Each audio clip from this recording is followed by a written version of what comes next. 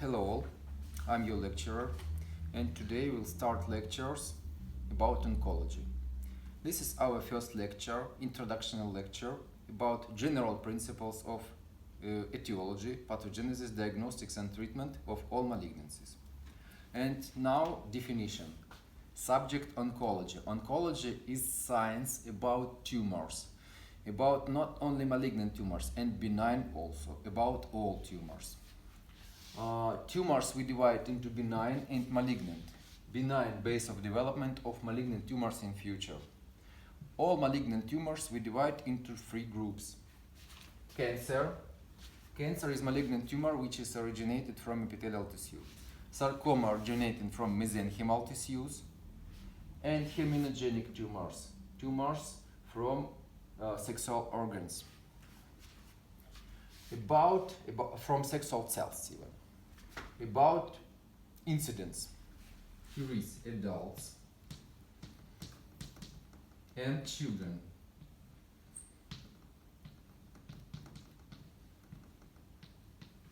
What incidence of cancer in adults? 90%. Practically all malignant tumors in adults, this is cancer. Sarcoma, approximately 10, maybe some less. And herminogenic, less than 1%. Very rare. What in children? In children, opposite picture. Only 10% cancer and 90% sarcomas. Also, again, less than 1% of herminogenic tumors. Why opposite picture? In children, sarcomas prevalate due to congenital forms. Lymphomas, tumors of kidney, all they congenital. And all these are practically all these sarcomas, and this is 90%. About classifications of all tumors. Oncology is only one sign, I think, and this is true in medicine, where are classifications, tactics of treatment, diagnostics, protocols of diagnostics, the same in all the world. And this is future of medicine, universal medicine. Oncology only one, and it's only first medicine, branch of medicine where is universal protocols of classification, diagnostics and treatment. And first of all, this is classification, international classification of all malignant tumors. We call it TNM. It's re-edited every 5 years. Now we have 8th edition of this classification. Central Bureau of Classification of TNM of all malignant tumors in Paris. Every 5 years, experts meet and discuss changes in this classification. That's why always it is very, very modern. What is this TNM? TNM, this is abbreviation. Every letter means one term. Okay, T. T is primary tumor.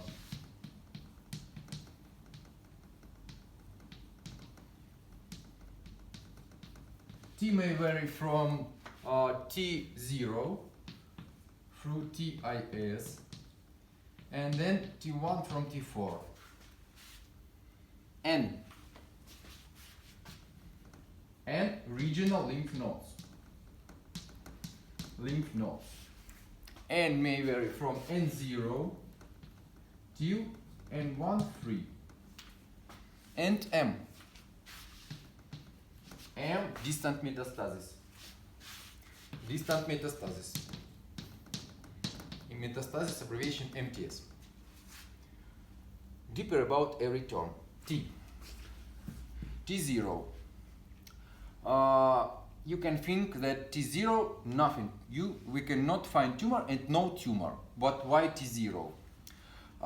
Sometimes, in some cases, for example, in breast cancer, in lung cancer, maybe very small tumor, which we cannot adequately find with even help of CT or PET CT with modern examinations. But we find metastasis into regional lymph nodes.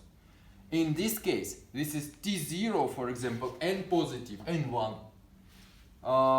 In case of breast cancer, we cannot find primary tumor in breast because it's very small, but we find metastasis in axillary lymph nodes. It means T0 and 1 for breast cancer. Also for lung cancer, for example. We cannot find primary tumor in lung parenchyma because it's very small. Less than we can find it very early, but it gave metastasis into mediastinal lymph nodes. And also here is T0 and from 1 till 3 for lung cancer. These are occult forms of some tumors. It is T0. TIS. TIS very special for cancer. If you remember, cancer is tumor which originated from epithelial tissue. Epithelial layer, there are cells of epithelial layer, some cells. Here is tumor, this is tumor for example, and healthy cells around.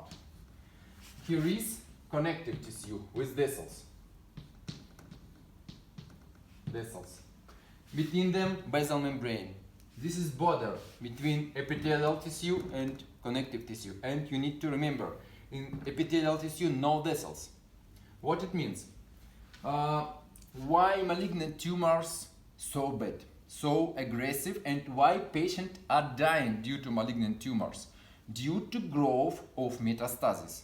How? They can be, it's dissemination from lymph vessels through blood vessels, or with lymph flow and with blood flow.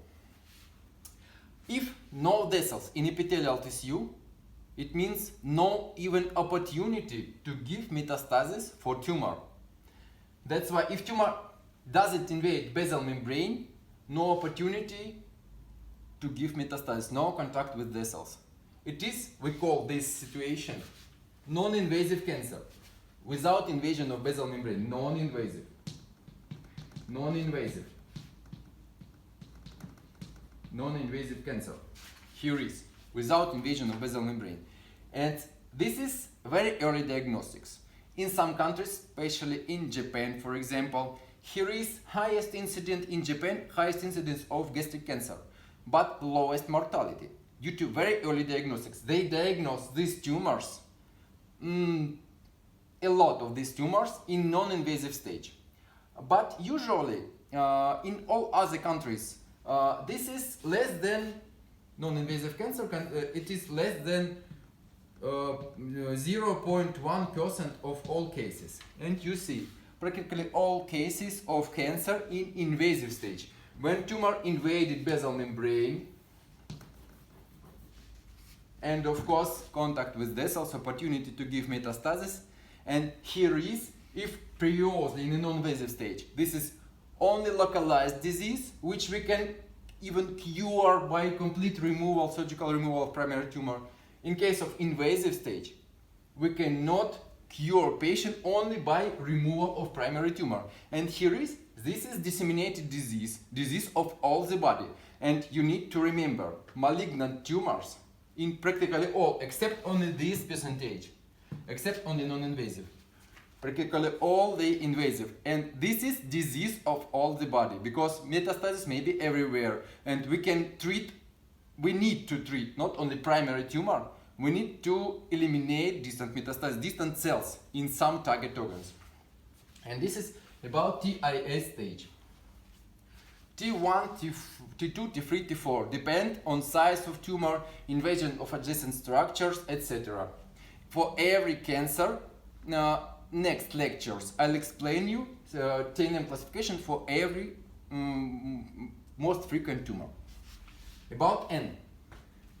For every tumor in our body, we have spatial regional lymph nodes. For lung cancer, for example, these are metastases to the hilar lymph nodes. Next, ipsilateral mediastinal, contralateral mediastinal, supraclavicular. This is spatial for lung cancer, for example. For breast, another lymph nodes. Every cancer separate groups of regional lymph nodes. And these are metastases to the groups of regional lymph nodes. And maybe N0, we don't reveal metastasis into regional lymph nodes. And maybe can vary from 1 till 3, it depends on number of lymph nodes. And that's all about M. M, distant metastasis. and maybe only 1 or 0. Of course, what it means? M0 absence of distant metastasis, M1 presence. And we have special abbreviations for M1. HEP, liver, HEP, kidney, kid, bones, os, etc. For practically all, for brain, brain, for every organ, special abbreviations. And this is part of diagnosis. TNM, this is part of diagnosis of all malignant tumors. What additionally can we add to TNM? C or P letter. C or P before TNM. What it means? C. This is clinical TNM diagnosis, which we establish with help of CT, X-ray, MRI, PET-CT before surgery. This is clinical TNM diagnosis, and it can change. PTNM, this is diagnosis which we establish after pathologic examination of removed organ. And it's constant. It's constant during all the life of patient. We can add only here relapse or remission after coma. And that's all. TNM constant with letter P after pathological examination. And this is, we need to always add this letter before. And it means when we establish diagnosis, before or after. About TNM, that's all. I'll clean Blackboard. Some additional letters.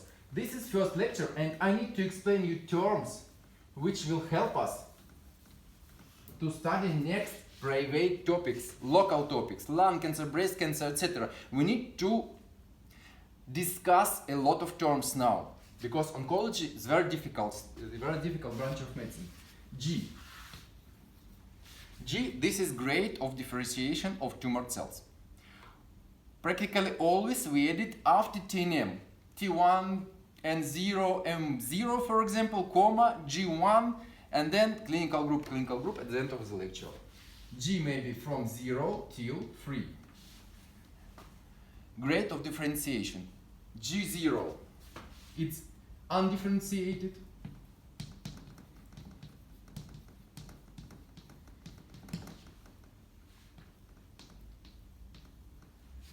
Low differentiated, 1.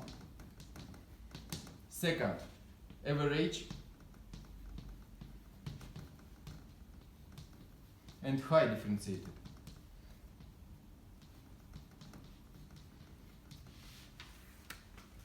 When we'll speak about treatment of malignant tumors, we'll touch this term next in some minutes.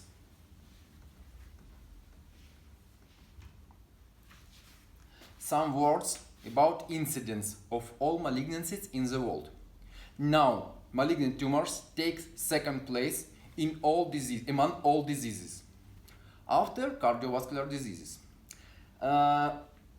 Scientists make a prognosis that in 20 years, malignant tumors will take first place among all diseases. Among all malignancies, what tumor takes first place? First place, lung cancer. Lung cancer. Lung cancer takes first place in males and now second place in females. Maybe 7-10 years ago it took 6-7 place in females. Now due to smoking of females, a lot of smoking in females, it elevates and it takes now second place. Lung cancer. Second, breast cancer. This is females cancer number 1.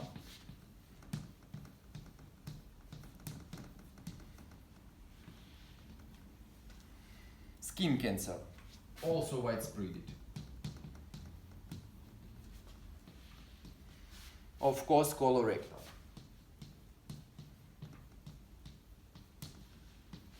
Colorectal. And less frequent but also very frequent, gynecological,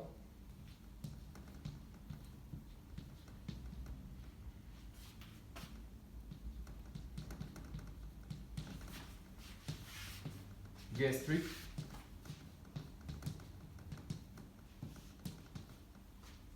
prostate. There are a lot of malignancies, but these are the most frequent.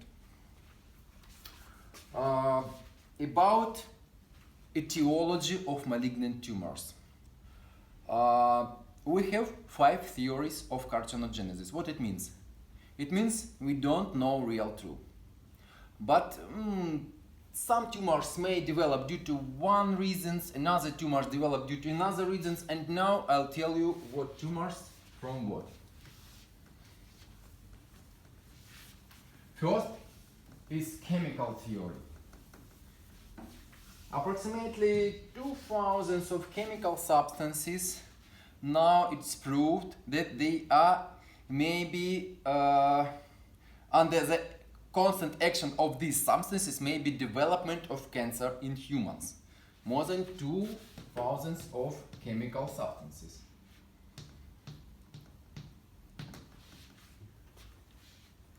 What are most bright examples of chemical carcinogenesis? And first of all, of course, it is our harmful habit of humanity. This is smoking. Chemical carcinogenesis. Now we speak about chemical theory. Smoking.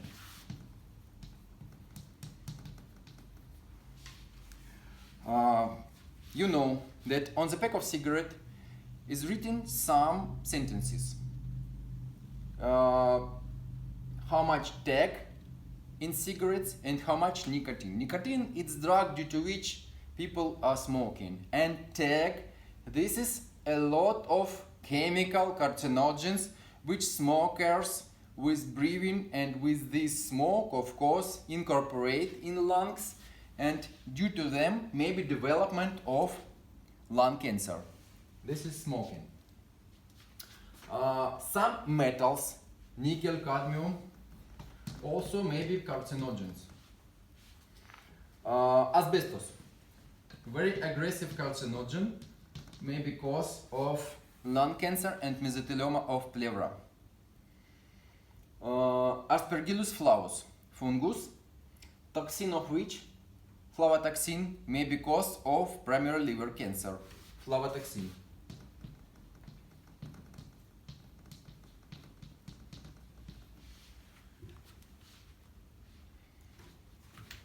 Enough about chemical carcinogen.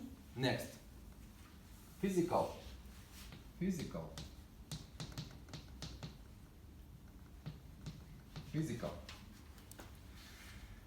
Due to some beams, maybe development of malignancies.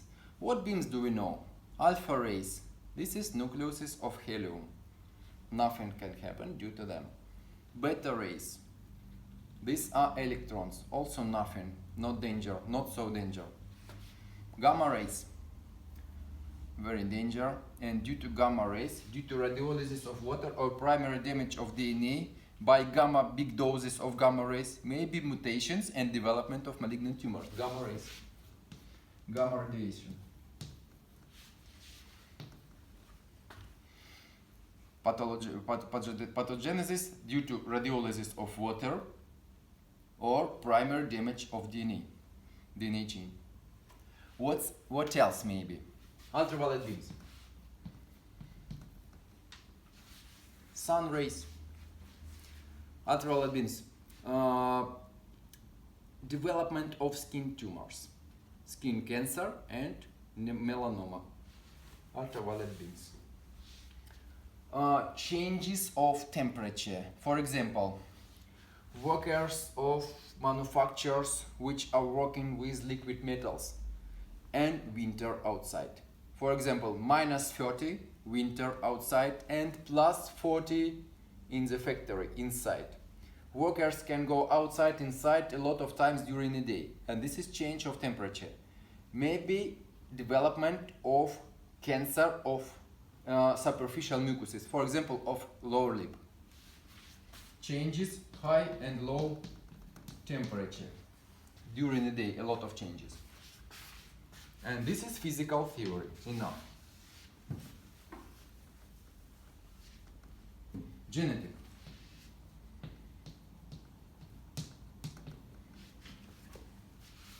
We know a lot of tumors which are congenital. Most bright examples, retinoblastoma,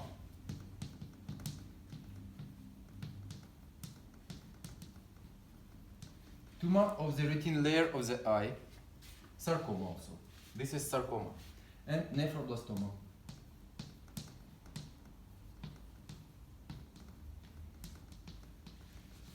Or Wilms tumor.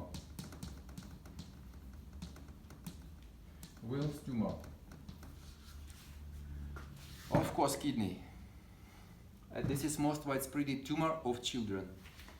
30% of all malignancies in children, this is Wilms tumor. And due to also nephroblastoma, incidence of sarcoma in children 90% due to nephroblastoma also, and etc. and other tumors.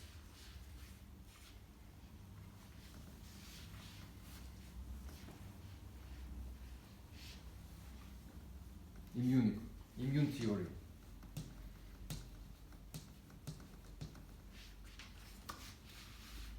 We know that in our body, in your body also, in my body, every second 1 billion of cancer cells is developing in your body also, but they are all killing by your and my transplantational immunity.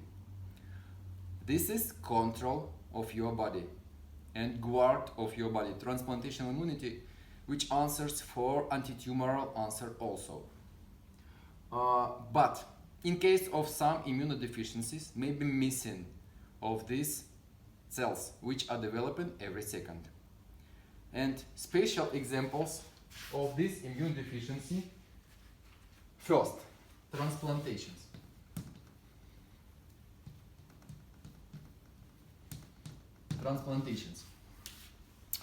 After transplantation, we administer medicines which suppress transplantational immunity, because if we will not suppress transplantational immunity after transplantation, transplanted organ will die. Transplantational immunity will kill it. That's why we need to depress it. And in this case, may be missing because transplantational immunity decreased. Next example, HIV infection. AIDS. Here is all immunities are decreased, and also transplantational. In this case, also maybe development of tumors. And most widespread, Kaposi sarcoma.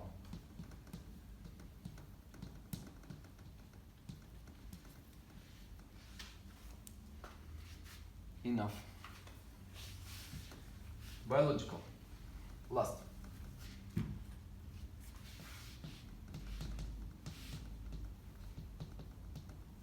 Biological.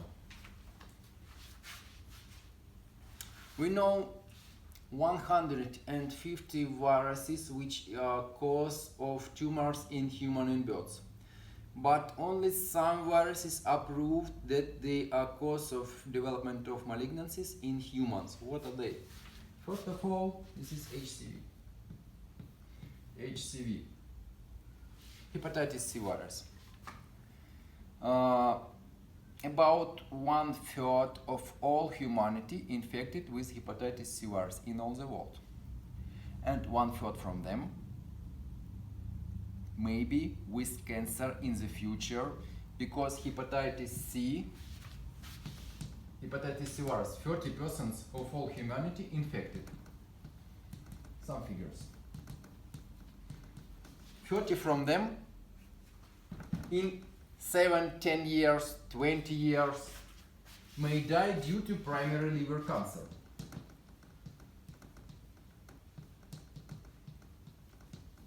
One-third of them. What it means? 1/10 of humanity can die in future due to primary liver cancer, if you calculate 1/3 from 1/3.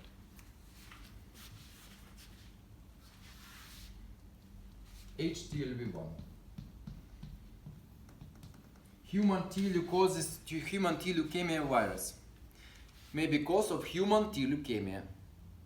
Human HTLV2 and 3, these are AIDS viruses, by the way. Herpes virus.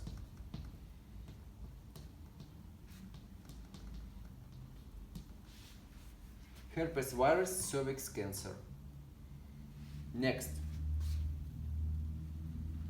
Epstein-Barr virus. Epstein-Barr virus. Abbreviation EBV. Very interesting.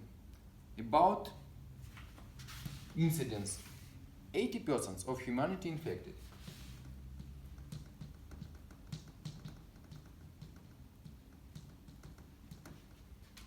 May because of, first of all, lymphomas.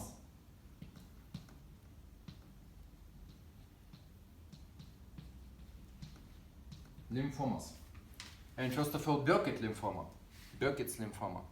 May because of Hodgkin disease, non-Hodgkin lymphomas, and some types of this virus cause of gastric cancer. That's why very, very bright virus with a lot of diseases, malignant diseases. Of course, infectious mononucleosis, also due to Epstein-Barr virus, but this is infectious disease.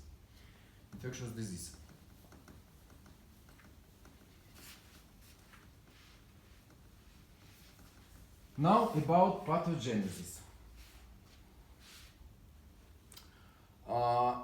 We divide all carcinogenesis or pathogenesis of cancer into 3 stages.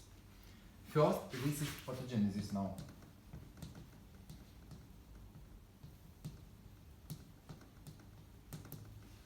Initiation,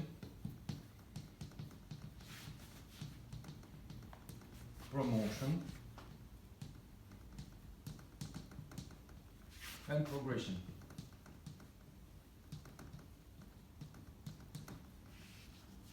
Initiation, promotion, progression. Duration. Initiation and promotion, about 5 years every. Curies, it means on the development of tumor from 1 till 3. Maybe more sometimes. First and second stage, stages of one cell. One cell tumor. A lot of cells, of course. In initiation stage, action only of carcinogen. Carcinogen, this is substance or physical action which may be cause of cancer. For example, asbestos, carcinogen for mesothelioma of pleura. Action need to be constant during all of this time, for example 5 years. Or smoking for bronchial epithelium, also 5 years of smoking, for example. And this is initiation stage. In this stage, tumor from it looks like malignant at the end of this stage. Phenotype, change only phenotype. At the end of this stage, after 5 years, it looks like malignant cells, but genotype is normal. And children of this cell at the end of this stage are normal. Only mother looks like malignant, but it cannot give malignant children. Only one cell, promotional stage, need to be action of promoter. For example, for breast cancer, these are estrogens. For stomach cancer, bile sometimes. Also 5 years, and a cell begins at this stage with malignant phenotype but normal genotype. In 5 years, genotype also changes. At the end of this stage, it looks like malignant, and genotype also malignant. What it means? Children of this cell also malignant, and from this time, it's beginning of progressional stage. Geometric progression of development of tumor. Every children is malignant, and here is division. Division, all malignant. And this is growth of tumor. And we call this stage progression. From one cell to death of patient. Length depends in every time, in every case. And this is pathogenesis of malignant tumors. Some words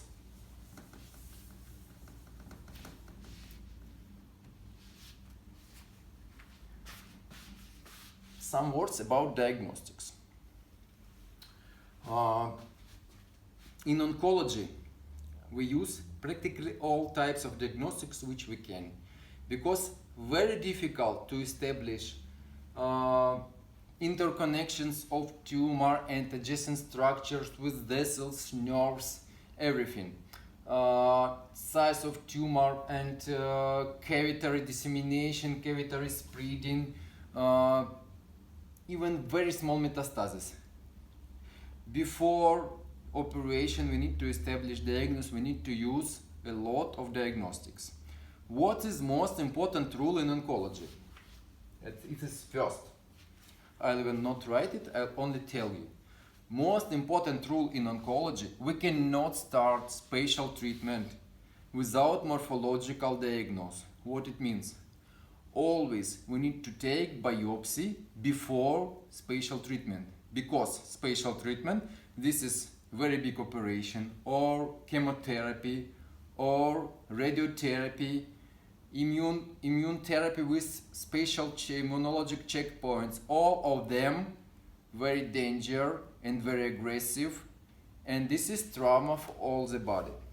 That's why without oncologic diagnosis, no treatment. Only one exception.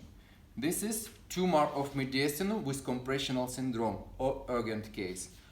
Here is we cannot wait, because patient can die when we'll wait for morphological diagnosis. That's why here is we need to start from chemotherapy or even irradiation of this tumor to decrease this size and to treat this complication. And after it, only diagnostics. What diagnostics do we use? First, very simple, X-ray, chest X-ray, we can begin from it. If in case of lung or chest neoplasms. Ultrasound. Ultrasound, very useful. We use it practically always in oncology at the beginning of diagnostics. Why? First of all, very simple, without practically irradiation, only ultrasound. Next, very helpful. Why? This is real-time examination. We can make fine needle aspirations or trypan biopsy under the control of ultrasound. We see end of the needle every second, and we can control how to make aspiration biopsy of the tumor, because we see every time changes of movement of tumor and where is it, we can do it very successfully. That's why practically all biopsies of superficial tumors, even of tumors in the abdomen, we do under the control of ultrasound. Only some rare, most difficult cases we do under the control of CT. Next, our examination. This is CT. In case of oncologic tumors, we use CT of 3 floors. This is CT of thorax, of abdomen and pelvis. This is as a rule with intravenous contrast, of course, because tumors are very bright with use of control, and better to reveal them and to reveal spreading of them and to reveal metastasis of them and to differentiate with another abnormal states. Next, MRI. MRI is very good for some spaces of our body. First, central nervous system. To exclude distant metastasis to the brain or to reveal primary tumors of the brain or spinal cord, we use MRI. Next, for control of treatment. After neoadjuvant treatment, I'll explain later what is this neoadjuvant, we use MRI also. MRI very useful, and here is to differentiate, first of all, regression of tumor after chemotherapy or spatial neoadjuvant treatment, and first of all, even without contrast, but we use MRI always with contrast, even without contrast, it is very good examination to determine interconnections with vessels, topography of tumor. And sometimes it's very important for tumors of mediastinum where are very big vessels, and we need to decide before operation what to do with them, how to resect or and etc. All surgical questions. For pelvis, for rectal tumors, very useful. Before surgery, also after neoadjuvant radiotherapy, we use MRI to see regression of tumor, regional lymph nodes, and it's very helpful here. Next examination, PET-CT, positron emission tomography, simultaneously with CT. PET-CT, very modern. If previously CT, this is density of tumors, MRI, density of hydrogenium, PET-CT of tissues, of course, or this is density of water in tissues. In case of PET-CT, this is metabolic examination. Tissues which are higher metabolic, they are more bright on these pictures. Lower metabolic, low bright, and we know that metabolism of tumor 3-5 times higher than normal tissues. What it means? Malignant tumors or metastasis will look like very bright spots, and we can reveal even very small tumors or metastasis. Very, very good for oncology, but expensive, sorry. What's next? Endoscopies. Endoscopies. We have a lot of cavitary organs, and with help of CT or with help of MRI or even PET-CT, we cannot exactly reveal dissemination of tumor inside the organ, from the cavity. For example, stomach, bowel, everything, rectum.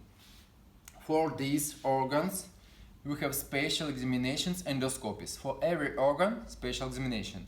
For esophagus and stomach. Fiber, esophago, gastro, duodenoscopy.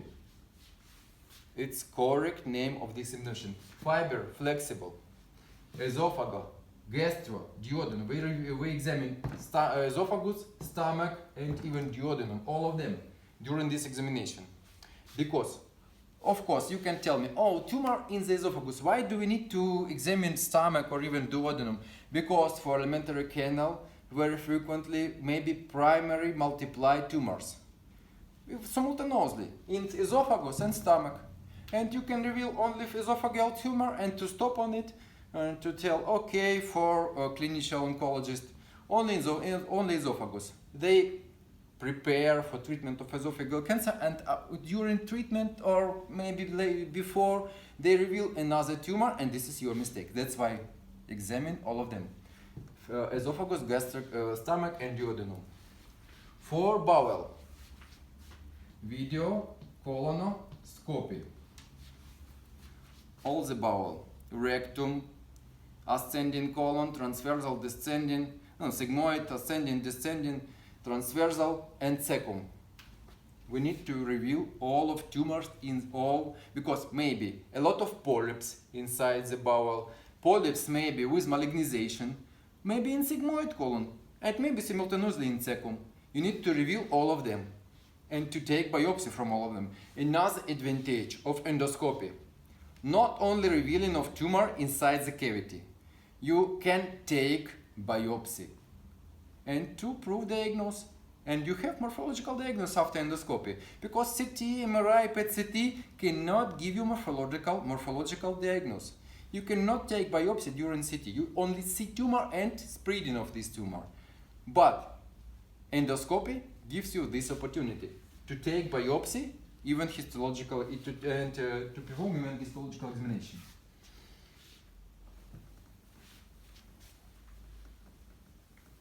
About morphological diagnostics.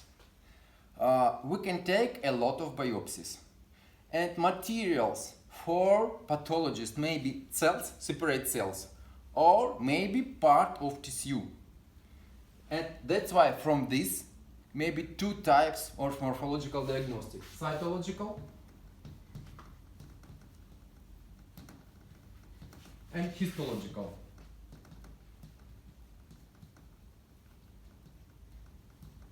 And one more here is immunohistochemical. Cytological. For example, smear from the nipple of the breast, maybe even liquid of from pleural cavity, urine, everything. Everywhere we can find separate cells, and after cytological examination, answer will be only malignant or benign, nothing else. Histological examination. Here is, we can take part of tissue. For example, endoscopy. You take with branches, spatial branches, part of gastric cancer, small piece. But it's enough for histological examination. And after this histological examination, you can answer, of course, question malignant or benign, but additionally, you can tell us grade of differentiation, G, which we spoke before, G, type of tumor, or type of tissue and type of tumor. And this is very, very important for planning of next treatment. Histological diagnosis. And practically always, we need not only cytology, but histological answer before treatment. Immunohistochemical examination, now I told you we have 8 classification of malignant tumors, TNM classification. But here is now 8 classification. It's based on molecular markers. And with help of molecular markers now, not only on TNM, on spreading of tumor, now with help of molecular markers we also plan treatment. And this is apex of oncology now, of development of oncology, markers, molecular markers. With help of immunohistochemical examination, we can plan diagnose, because we find spatial markers for every tumor. There are a lot of spatial markers for different tumors, and we can reveal all of them, and to plan correctly diagnose, correctly treatment. Next, maybe I'll tell you here, what do we do more? It's genetic examination. But not in all countries we can do it, it's very expensive, but now we have some genetic examination, for example, oncotype, mama print, etc. We examine genes of patient. Oncotype 40 genes, mama print 27, I don't remember. But with help of this genetic test, more accurate planning of even prognosis and survival of every patient, individualization of treatment, genetic. But it costs it's very expensive. Not all patients can do it. This is about diagnostics.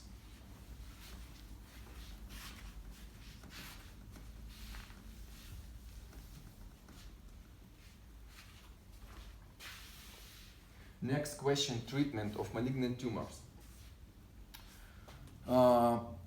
In oncology, we have 5 types of treatment of all malignant tumors. Surgery. We speak about treatment now. Surgery, chemotherapy, radiotherapy, immune therapy, and hormonal treatment. Surgery, chemotherapy, radiotherapy, immune therapy, hormonal treatment. First 3 types main. Here is additional. Let's stop on some of them. Surgery, oldest one.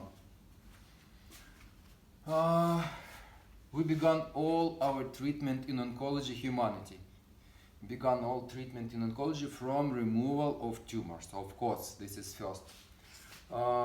Surgical treatment. Surgical treatment. What principles of oncosurgery? Oncosurgery, this is surgery in oncology. What main principles of oncosurgery? Ablastic and antiblastic measures.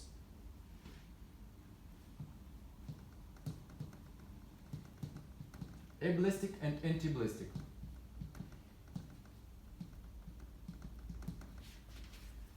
what is this ablastic measures? It's like in surgery about microbes, and here is in oncology microbes, cancer cells. Okay, the same. Ablastic measures. This is prevention of spreading of malignant cells in the wound. Prevention of spreading. How? First of all, removal in one unit. Do not cut all this removed organ to prevent spreading from of course lymph cells or blood cells of tumor, or even from primary tumor spreading of all of these cells in the wound, to prevent it. Change of gloves during operation. Washing of gloves. Antiblastic measures. Of course, theoretically, some cancer cells may live in the wound after operation. You need to do something with them to prevent local relapse. How to kill them? We can irradiate this wound. We can wash this wound by chemical substances, for example, ethyl alcohol, or to wash wound with chemotherapeutic agents. All of them are useful. What types of operation we know? Operations may be radical, and treatment also, I'll explain you. Radical, palliative, and symptomatic.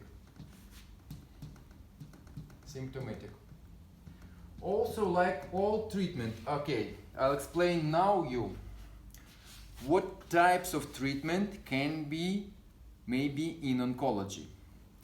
In oncology, for early stages, maybe radical treatment.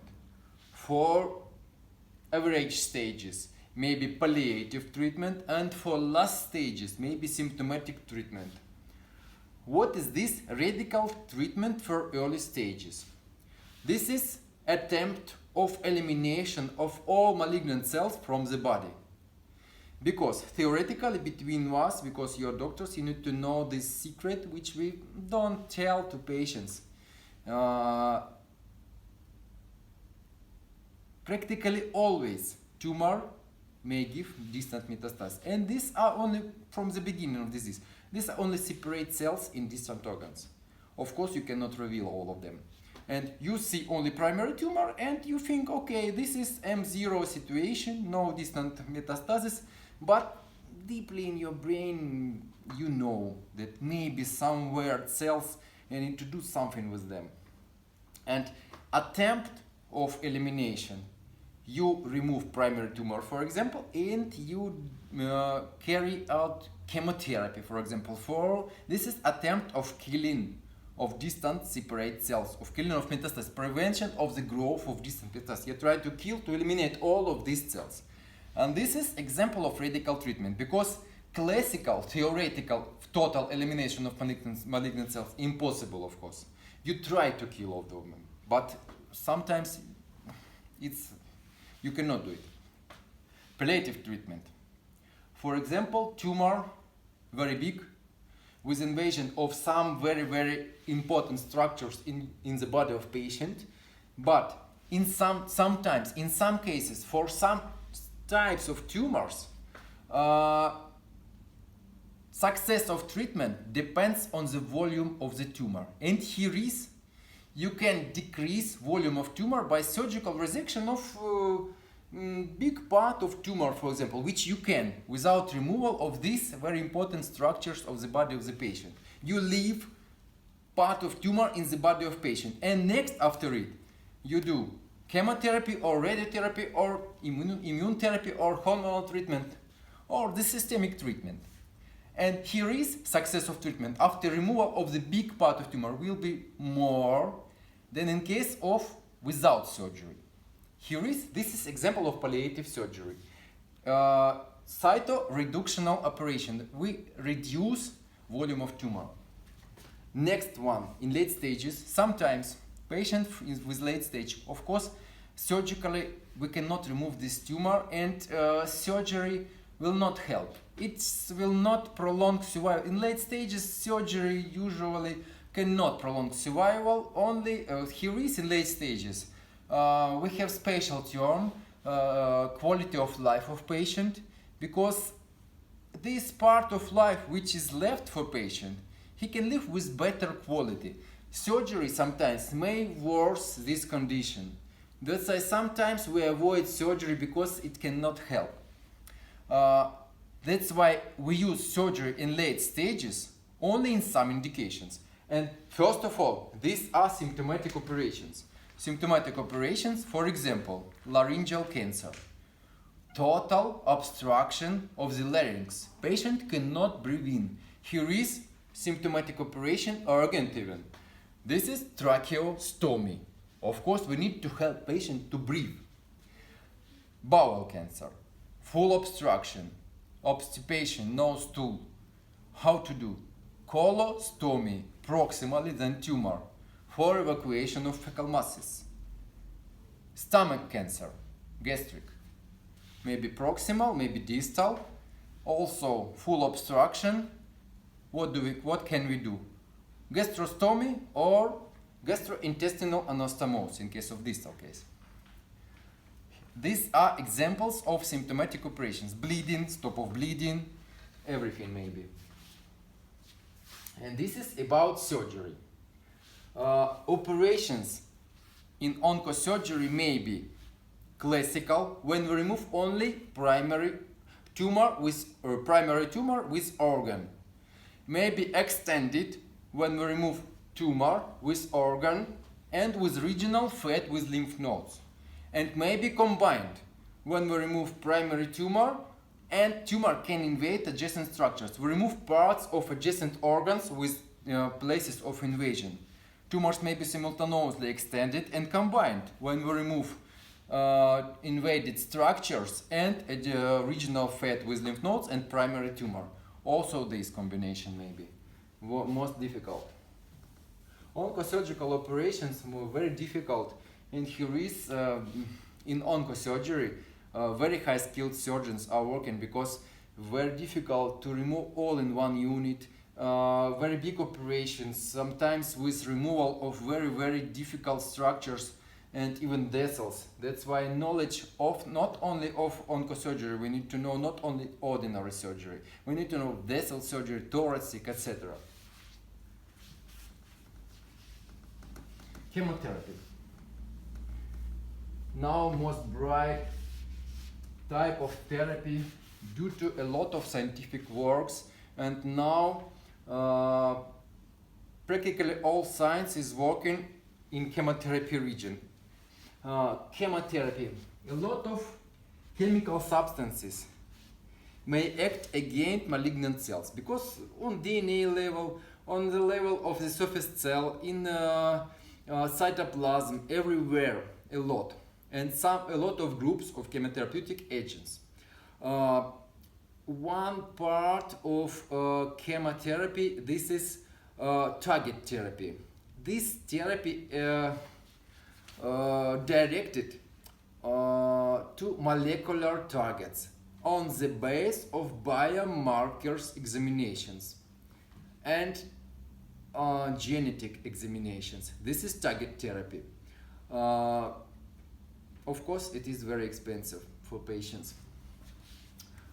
Chemotherapy, hormonal treatment, radiotherapy, all these types of treatment may be adjuvant or neoadjuvant. For example, if this is radical treatment, what it means? Neoadjuvant treatment. This is treatment before surgery.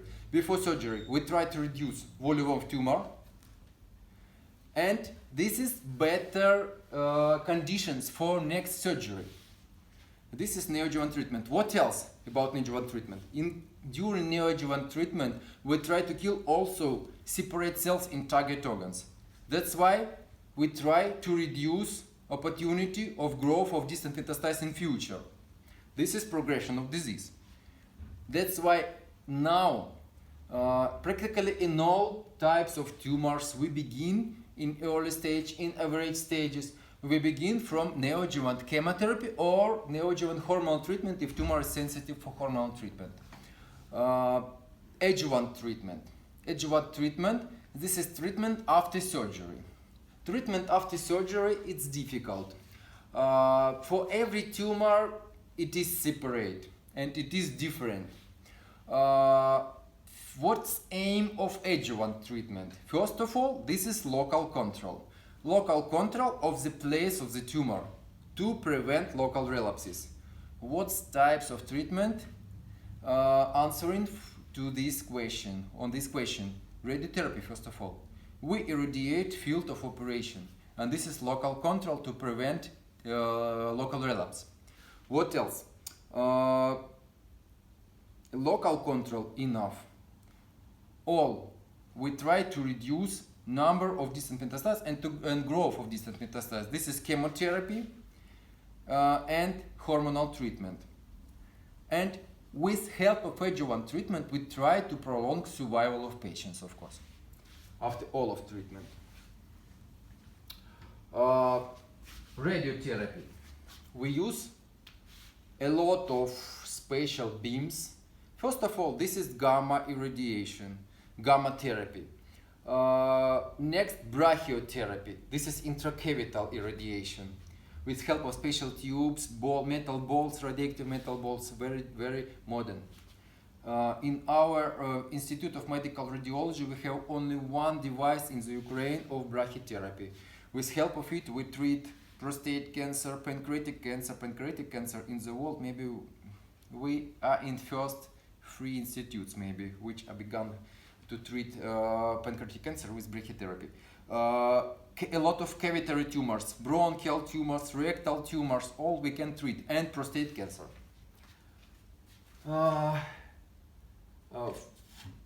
X-ray therapy of skin tumors. Basalioma, basal skin cancer, is very sensitive for radiotherapy. And treatment of choice of these tumors in radiotherapy. This is X-ray irradiation of this primary tumor. What's advantage of X-ray irradiation? X-ray irradiation, depth of irradiation of the skin with help of its close focal X-ray irradiation. It's correct name of this irradiation. Depth of irradiation of tumor less than 3-4 millimeters. What it means? Deeper layers we don't irradiate. No changes after irradiation. Only irradiation of tumor and superficial layer of skin. And elimination of tumor, basalioma, for example. Very useful. Okay, it's radiotherapy. Now hormonal treatment. Hormonal treatment. Some tumors are hormonal sensitive. What are they? First of all, this is breast cancer. When we'll speak about breast cancer, maybe half of lecture I'll tell you about hormonal treatment of breast cancer, because breast tumors have spatial receptors of estrogen and progesterone, or doesn't have, for example. It means it is sensitive with receptors or unsensitive for this treatment. 90% of breast cancers are sensitive. And in this case, after examination of receptors, we use hormonal treatment with spatial drugs. Body of the uterus cancer, prostate cancer, also hormonal sensitive. Small cellular lung cancer, also sometimes hormonal sensitive, not in all cases. Kidney cancer also may be hormonal sensitive. Some types of tumor hormonal sensitive, which you cannot even respond of them, but they are hormonal sensitive. And we can use hormonal treatment. In oncology, we try to use simultaneously some types of treatment because we try to prolong as it possible survival of patient. That's why combination of some types of treatment, for example, combination of 2 types of treatment in oncology, we call combined treatment, or 3 and more, this is complex treatment. We use some types of treatment for one tumor. For example, for lung cancer, neoadjuvant chemotherapy, then surgery, then radiotherapy. 3 types. For breast cancer, neoadjuvant hormonal treatment, neoadjuvant radiotherapy, for example, then surgery, and then hormonal treatment after operation, 10 years, for hormonal sensitive forms. This is about hormonal treatment. And for example, in breast cancer, hormonal treatment for receptor positive patients. This is half of success of treatment of all of these tumors. Hormonal treatment, very important. Immune therapy. 10 years ago, immune therapy was treatment of maybe last which we used when we can do nothing. For example, for melanoma, we used interferons when patient ask us to help something because surgery unsuccessful, for example, in late stage, radiotherapy, this tumor is not sensitive, chemotherapy not sensitive, what to do with it, and patient tell you, okay, doctor, help me please, something, do something, and we administer immune therapy, which cannot help, but this is your secret, and patient doesn't know it. Maybe 5% of success maybe of immune therapy 10 years ago. Now, this is most modern type of treatment of patients in oncology because Nobel Prize was due to discovery of immune checkpoints. PD1, CTLH4, PD1 and PDL1.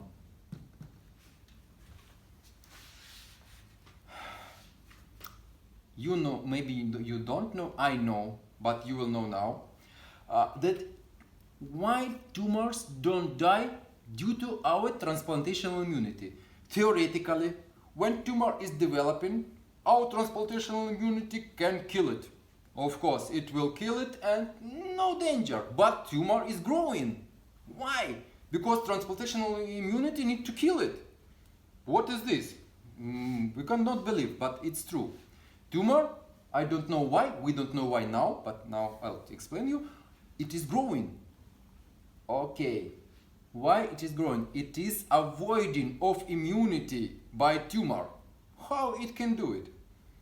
Immunity cannot see lymphocytes, leukocytes, natural killers, most important and responsible for this immunity. They don't see malignant cells. Invisible cells for immunity. Why? Due to block of these receptors. PDL on the surface of lymphocytes and leukocytes in the tumor microenvironment. PD1 on the tumor cells, on the tumor surface, tumor cell surface. Leukocytes, tumors. All they blocked, all these receptors. Due to these receptors, lymphocytes can connect with these antigens on the surface of malignant cells and can kill it. But they blocked and leukocyte cannot connect with tumor and cannot connect with the tumor cell and cannot kill it. And this is immune checkpoint, inhibition of these immune checkpoints.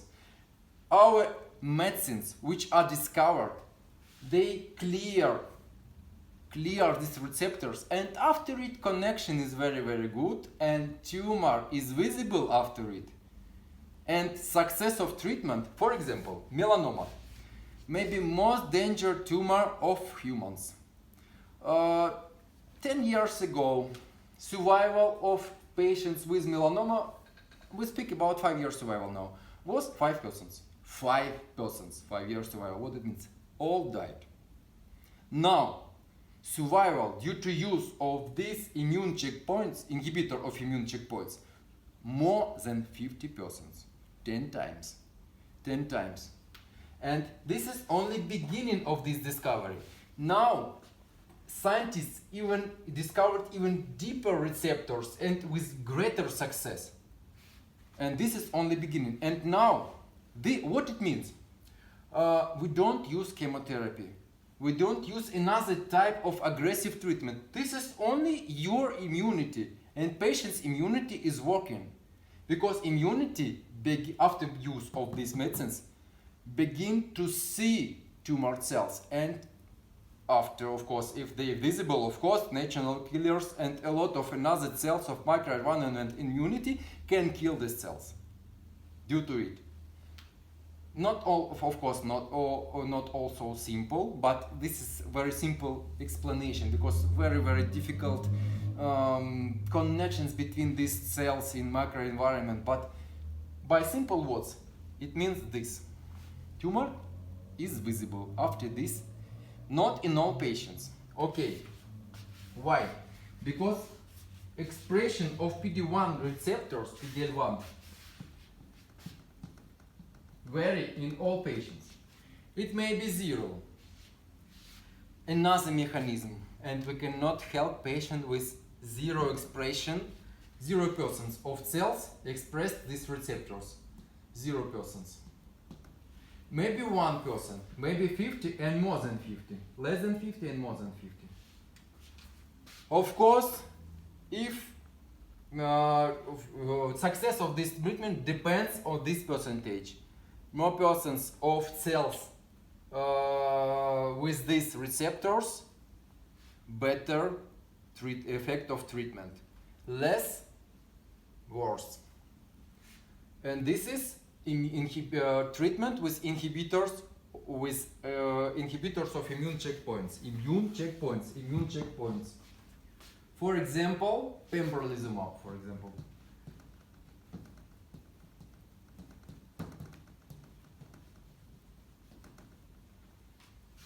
Pembrolizumab. One of them. A lot of them we have now. Every manufacturer have special medicine, but all they directed to inhibition of this, a lot of this, and for clearance of these receptors. And this is modern immune therapy with inhibitors of immune checkpoints. Most success in melanoma, I told you 10 times. Lung cancer, because survival of all patients with lung cancer 10 years ago and 30 years ago was 10%. 10. Lung cancer, most widespread tumor among all malignancies. And only 10% live more than 5 years. It's tragedy. Now, of course, more. For melanoma, we even don't do this examination. We don't reveal expressed receptors. We can administer for melanoma in every cases. But for lung cancer rule, when expression more than 50%, it will be sensitive for this treatment. Of course, not all patients may give pathological complete response. What is this? What success of treatment in spatial treatments in oncology? How can we estimate this success? Spatial RECIST classification.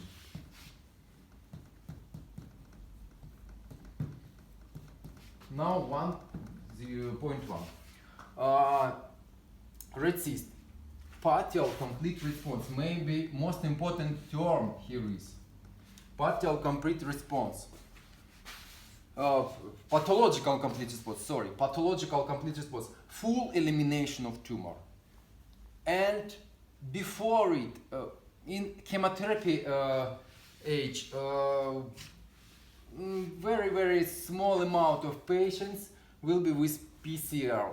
Now, in this age, here is now a lot of patients with PCR. It means very good survival, very good prognosis for patients. Of course, with PCR, maybe distant cells, you can tell me, maybe not only primary tumor, but maybe distant metastasis, very small, they can grow later, and patient can die due to growth of distant metastasis. But in case of pathological complete responses of primary tumor, usually, practically in all cases, it means pathological complete response of distant metastasis also. Not always, because distant metastasis may be different from primary tumor and with another morphological and biomarkers characteristics and immunological also. It's also you need to think about it also during planning of treatment. Now, some words about clinical groups.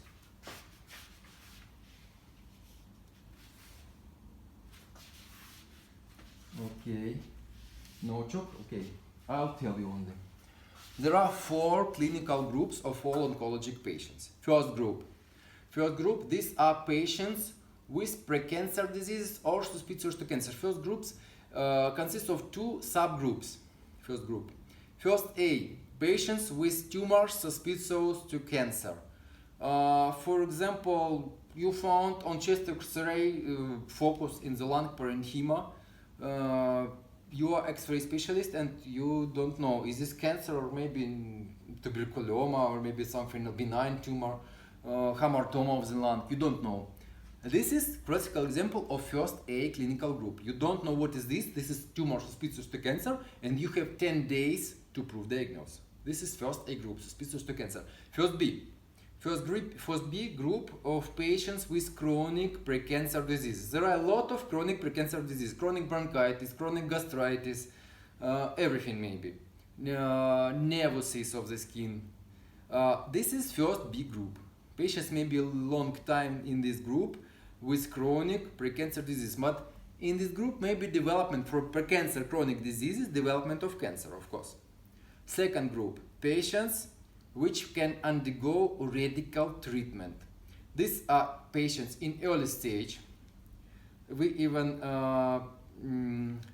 you have here first A clinical groups, which patients which can undergo surgical radical treatment. But you need to remember, second group, these are patients which can undergo radical treatment. Third group, patients after radical treatment without clinically detected local relapses and metastasis. Patients after radical treatment without local relapses and metastasis. Fourth group, last, patients with late stages, only symptomatic treatment. And during the life of the oncologic patient, clinical group can change. For example, patient with chronic precancer disease, first B group, in 3 years, for example, beginning of cancer. First of all, you don't know, maybe this is cancer or not, for example, first A group. Then you revealed cancer, you proved it morphologically, second group. Second, patient is in early stage, for example. You treated him, patient in third group. Patient after radical treatment without local relapses and metastasis. Okay, 3 years later, local relapse, which you can treat radically, again second group. And again, after it, third group. Or in other case, distant metastasis, you cannot treat them, symptomatic in fourth group. That's why local clinical groups can change during the life of the patient. Another topic, survival of patient. Because humans think, okay, oncology, it means death. Oncological tumor for my relative, it means he will die or she will die, nothing will happen, nothing will help. It's not true. Survival of oncologic patient depends, first of all, on the type of tumor, and second, on the stage. Early diagnostics. Why do we study oncology in universities? It's very difficult, and you don't need to remember all protocols of treatment of all tumors. First, our aim, maybe most important aim of your study of oncology university, this is early diagnostics of malignant tumors. For example, you are a dentist, you treat teeth, and you need only not to see only on your teeth. You need to see around tissues, oral cavity, to not miss some abnormalities, and to direct patient for specialist, for oncologist, to oncologist. That's why early diagnostics of tumors may be the most important, which you need to remember first of all, of course, if you will not be oncologist, from oncology course. Next, it's for you. How do you think? Why do you study at university? Why do you study? To remember all? It's impossible. Of course impossible. Einstein, do you know who is this Einstein? Famous physics, of course you know, of course, I hope. Einstein told, you study at university to not remember all. You study at university to find correct information. That's why you need to find, you can and you need to study, find correct information. Okay, our lecture is over. My congrats with the end of the lecture. Our next lecture will be about lung cancer. See you. Bye-bye. несколько по времени.